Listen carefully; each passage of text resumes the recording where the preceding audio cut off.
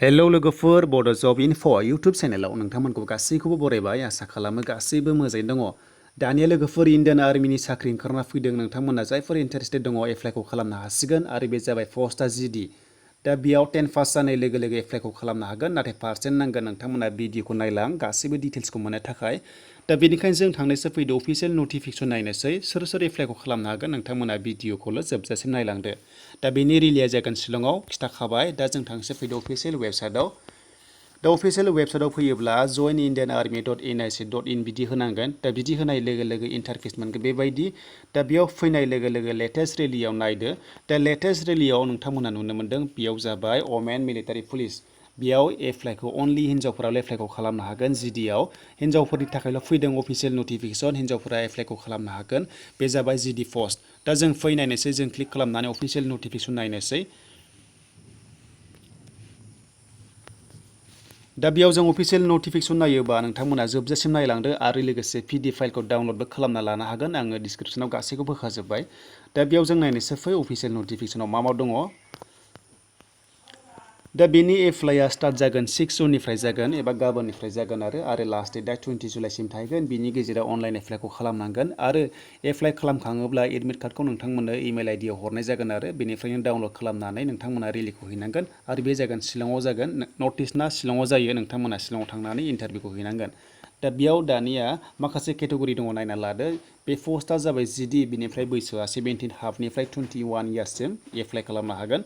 दा बेनिफ्राय नायदो क्वालिफिकेसन नायोब्ला क्वालिफिकेसना बेयाव 10 पास बिदों थेवब्लाबो पार्सेन्टनि खोथा दङ सेकेन्ड डिभिजन जानांगोन।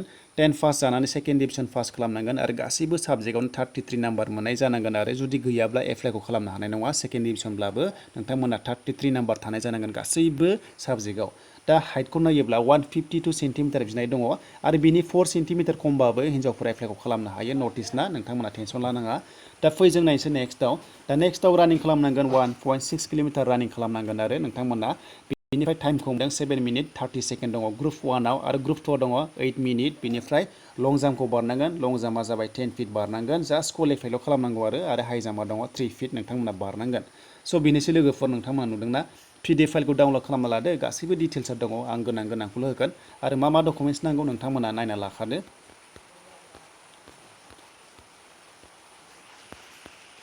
दा नै लोगोफोर डकुमेन्ट्सआ नोंथांमोना एडमिट कार्डखौथ' लांफाखानांगोन नालाय जेब्लानाखि रिलिज जागोन डकुमेन्ट्सखौ लांफाखानांगोन। बेनिफ्राय नोंथांमोना फट'खौ गासै 20टा लांफानांगोन 20 कपिस फट' लांफानांगोन। बेनिफ्राय एडुकेसन सार्टिफिकेट गासैखौबो लांफानांगोन। बेनिफ्राय अरिजिनेलखौ लांजोबनांगोन आरो जिखुनु जाया नोंथांमोना क्वालिफिकेसननि अरिजिनेल सार्टिफिकेटखौ लांफानांगोन। बेनिफ्राय नै डमिसाइल सार्टिफिकेट नैबे डमिसाइल सार्टिफिकेटखौ नोंथांमोना बुजियाब्ला बेखौ कर्टआव खालामो नोंथांमोना कर्टनिफ्राय लाना फैदो आरो एफिडेभिट खालामनानै। बेनिफ्राय नोंथांमोना कास्ट सार्टिफिकेट लांफानांगोन कास्ट सार्टिफिकेट लांफाथारनांगोन। बेनिफ्राय धोरोमनि सार्टिफिकेट बिनाय दङ रिलिजन बेखौ लाङाबाबो जेबो नङा।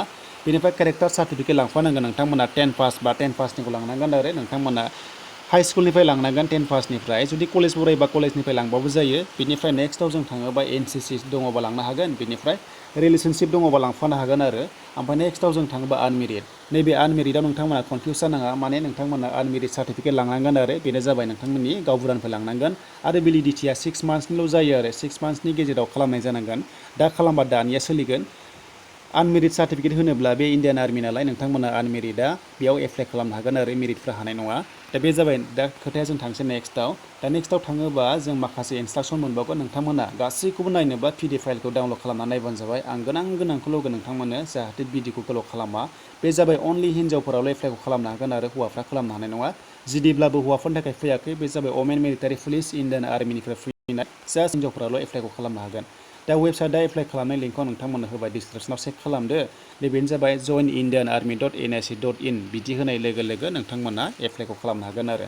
स' लोगोफोर बेनोसैमोन इन्डियान आर्मिनि जिडि पस्ट बे जागोन शिलंआव जागोन नोंथांमोना शिलंआव रेलिखौ हैनांगोन नर्थ इस्टना आरो बे जाबाय अनलि हिन्जावफोरनि खिथाखाबाय लोगोफोर नोंथांमोना जाहाथे गोनो गोथो जाया वमेन मिलिटारि पुलिसाव एप्लाइ खालामनो हागोन।